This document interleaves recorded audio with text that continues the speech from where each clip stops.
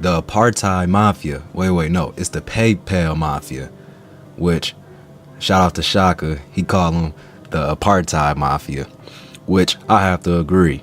Tech titans and political influence. The so-called PayPal mafia represents one of the most influential groups in modern technology and politics. What began as an online payment company in the late 1990s has spawned a network of billionaire entrepreneurs who are now shaping global technology, business, and increasingly political landscapes. At the center of this powerful network are three South African connected figures. Remember that they're all white South Africans: Elon Musk, Peter Thiel, David O. Sachs. The rise from PayPal executives to tech titans with significant political influence raises important questions about wealth, power, and the ideological underpinnings of Silicon Valley's elites. At the bottom, by yours truly, have the philosopher, and this presentation is inspired by Shaka Atmos, and I will be putting a link in at a later time.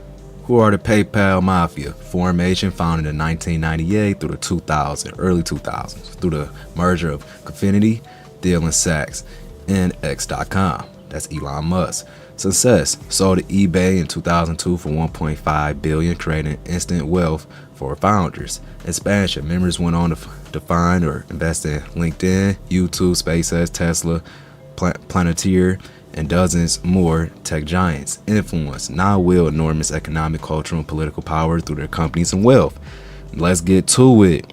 The term PayPal Mafia was coined to describe the extraordinary success of the tight-knit group of entrepreneurs who worked together at PayPal before going on to dominate the tech landscape. Their collective work now exceeds $500 billion, giving them an unprecedented influence over both technology and politics. Remember that, unprecedented influence over both technology and politics. Both technology and politics. Let's go.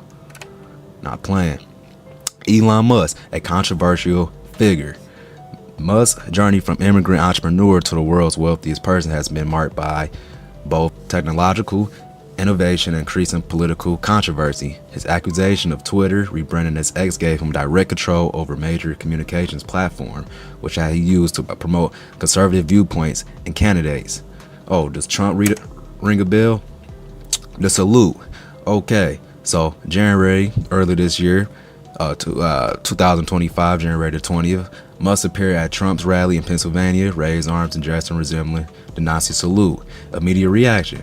Video goes viral. Critics claim gesture delivery echo Hitler's say Heil salute. But, in Elon's defense, he claimed it was merely a enthusiastic wave. I don't know why I had a brain fart.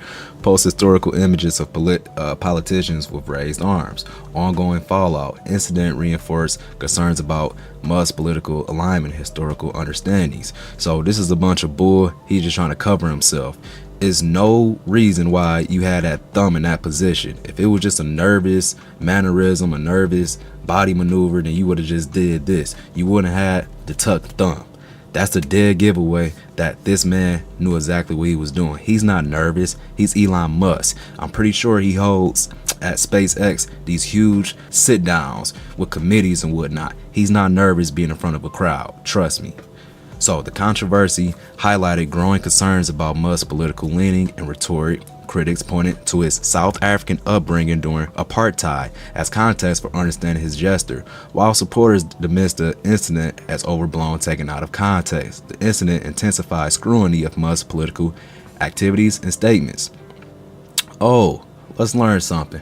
Apartheid is a system. So apartheid, I already know off the top of my head. It started 1948 to the early 1990s. I don't ever have to look at it. We can look at the screen now together. Boom. Apartheid is a system of legalized racial segregation that separates people based on race. It was practiced in South Africa from 1948 until the early 1990s. Oh, I was right.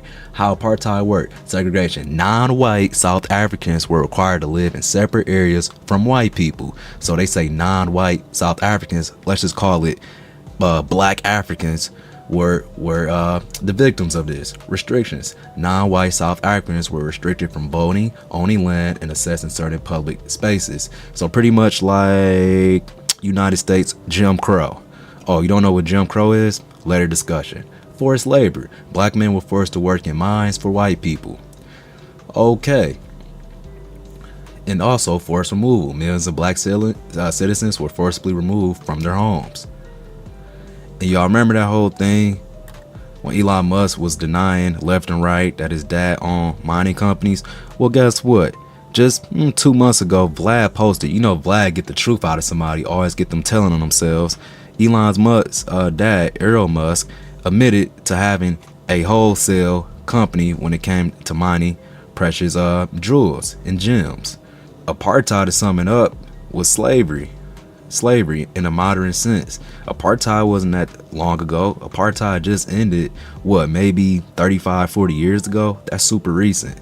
Peter Thiel, the Don of PayPal Mafia. Yes, so Peter Thiel was the leader, often described as the intellectual leader of the PayPal Mafia.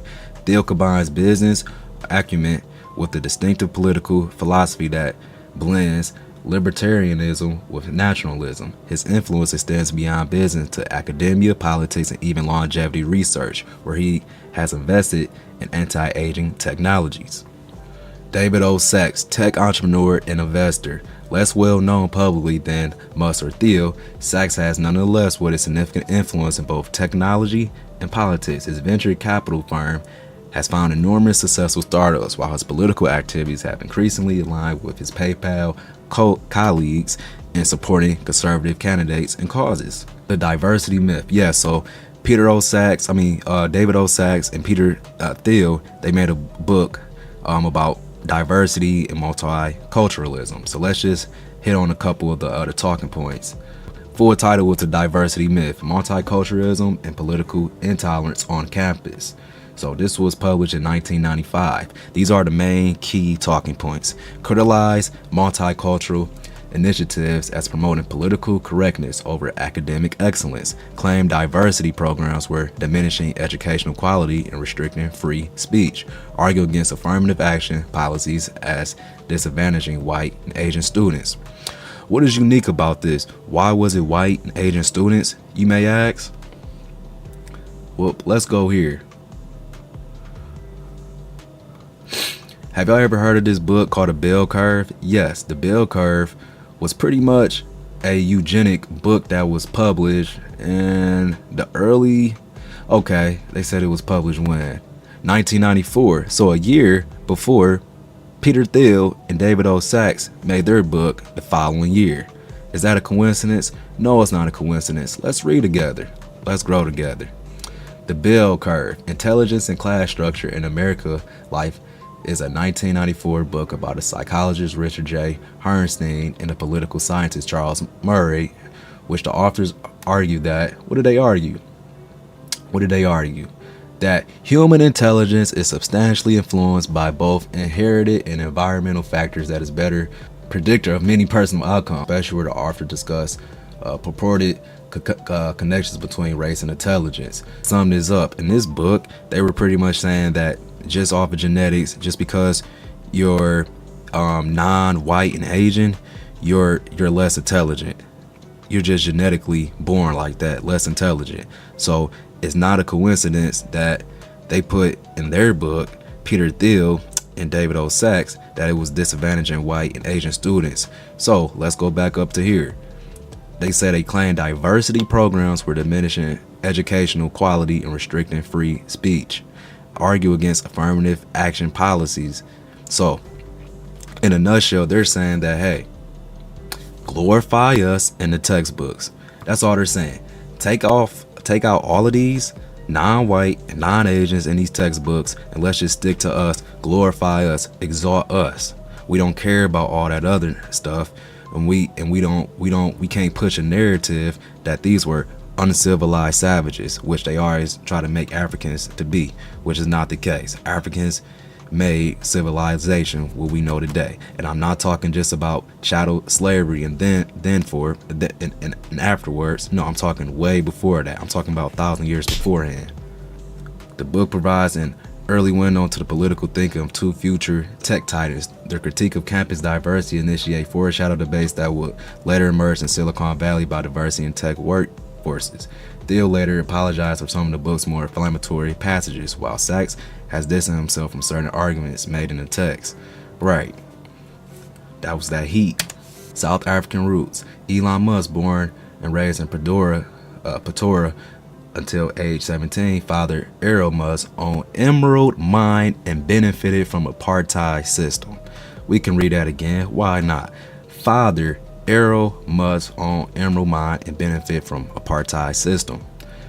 Apartheid context. All three experienced formative years during South Africa's apartheid system, a legally enforced regime of racial segregation and discrimination.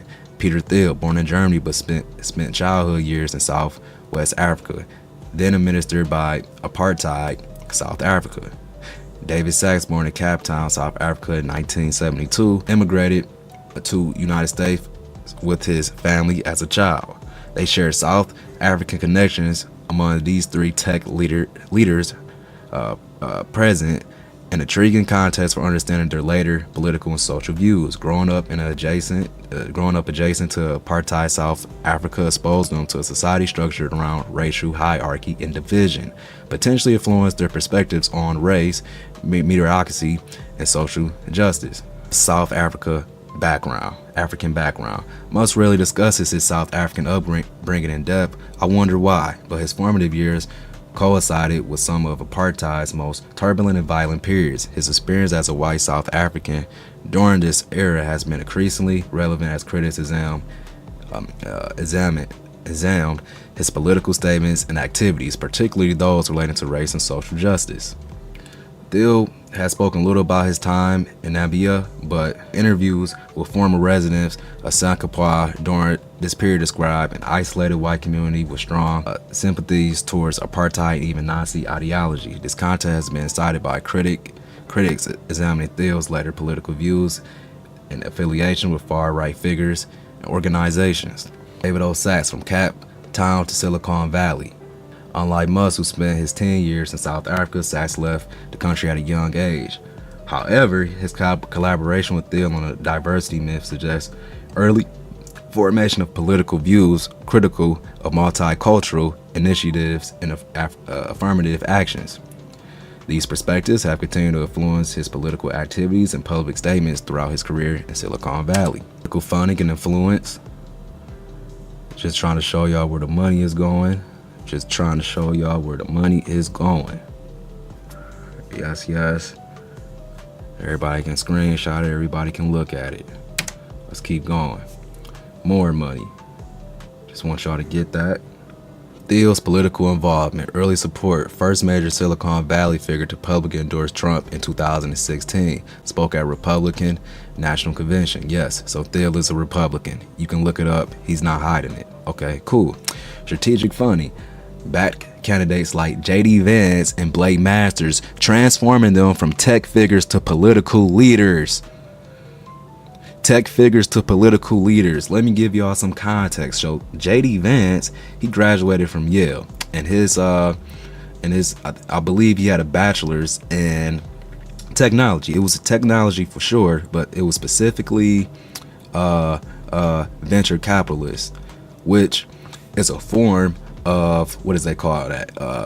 PE, private equity. And private equity, to hurry up and sum this up in a nutshell, it's like similar, but not exactly like the Shark Tank, but it's super similar. Just think of Shark Tank, okay? Let's keep on moving. So this guy just jumped the gun. He went from graduating from Yale, getting into tech, and then Peter Thiel ended up funding him money and made him a political leader. Institution building, created sovereign house for hosting right-wing gatherings and planning political strategy. Policy influence, placed former employees in key government positions to shape technology, immigration, and defense policy. So yes, J.D. Vance is Thiel's puppet, but we all know that Trump is Elon's puppet. But once again, what do they say? What do we say about Peter Thiel? Peter Thiel is the ringleader. I was about to write it down for y'all, but Peter Thiel is the ringleader. Let's go back up. Peter Thiel, the Don, the ringleader. And you got the vice president being his puppet, and you got Trump being Elon's puppet. Then what do you got? You got a bunch of mascots. And another thing, when they say policy influence, policy is just an idea. It's a plan. So policy isn't set in stone. By the way, Theo's political influence operates somewhat differently from us, with a focus of cultivating a network of like-minded individuals in position of power. His strategy involves identifying promising candidates and providing both financial backing and ideological guidance. The mind is everything. The mind is everything. So if you can brainwash somebody, or you can, persuade somebody into a different mindset, well, you just made them an extension of you. Creating a pipeline of tech-savvy conservatives aligned with his worldview. What does that say? Conservatives aligned with his worldview. Criticism and controversy. The growing political power of PayPal mafia members has sparked intense debate about the role of tech billionaires in democratic processes. Critics argue that the South African backgrounds and apartheid era context may have normalized racial hierarchies in their worldview. Yes, they literally grew up as kids seeing that firsthand. Apartheid was at its height, while supporters countered that their success embodies myriadic principles regardless of backgrounds. Of course, yeah, that's what a supporter would say, right? Has nothing to do. No, y'all were just around segregation, and Elon and his family benefit off of essentially black slaves. And yeah, that has nothing to do with his worldview as an adult. Power, politics, and technology. The story of Musk, Thiel, and Sachs illustrates how technology, wealth, and politics have become inseparable in contemporary society. The journey from South African origins to positions of unprecedented global influence demonstrate both the opportunities of the digital revolution and its challenges to traditional democratic frameworks. As their influence continues to grow, societies face the task of balancing technological innovation with democratic principles, ensuring that the power of tech titans remain accountable to the public interest rather than serving narrow ideological or financial goals. So, to sum this up, right before our very eyes, you guys don't see the connection. Now, I know I said that it was Elon Musk was directly funding Trump, and then it was Peter Thiel that was directly funding JD Vance. But also a thing to keep in mind is that Peter O. Sachs, he's just funding pretty much everybody, pretty much pouring his money into Elon, just backing Elon in small ways. So they're all interconnected in this, and this rabbit hole gets even deeper. But I just want to give y'all a quick rundown of what's going on. It's After Philosopher. Put your thinkers on.